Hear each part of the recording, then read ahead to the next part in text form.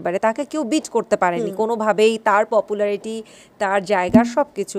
তাহলে এখানে কি কিছুটা আফসোসের জায়গা রয়ে গেল যে সমসাময়িক সময়ে তুমি কাজ করছো এবং তোমার সময়কার নাম্বার ওয়ান সাকিব খান, তার সাথে তুমি কাজ করতে পারছো না?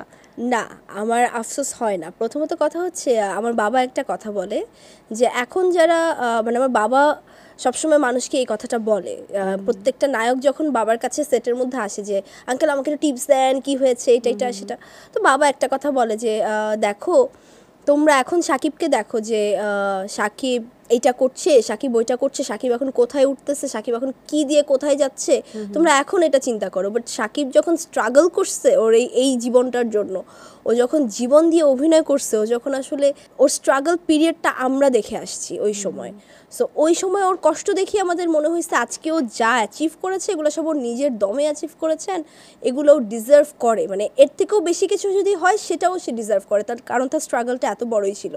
সো আমিও সেম কথা বলবো যে তার সাথে যেই টাইমে অভিনয় করে আসছি ওই টাইমে আসলে মানুষ, এখন অনেক মানুষ কিন্তু বলে যে জেন জিরা স্পেশালি এখন যাচ্ছে তুফান দেখতে, এখন যাচ্ছে দরদ দেখতে, বাট অ্যাকচুয়াল টাইমে সে যেই সিনেমাগুলো করে আসছে এখনও যারা হচ্ছে অনেক বয়স্ক, যারা আমাদের বাবার বয়সী কিংবা ওই সময় ডিরেক্টররা এখনও কিন্তু বলবে যে ওই সময়ের সিনেমাগুলোর সাথে যদি ম্যাচ করি ওই সময়ের সিনেমার ক্যারেক্টারটা কিন্তু সেই ফুটিয়ে তুলছে, তাকে দিয়ে একাই সিনেমা চলছে। শাকিব খানের সাথে তোমার সিনেমা কবে দেখা যাবে?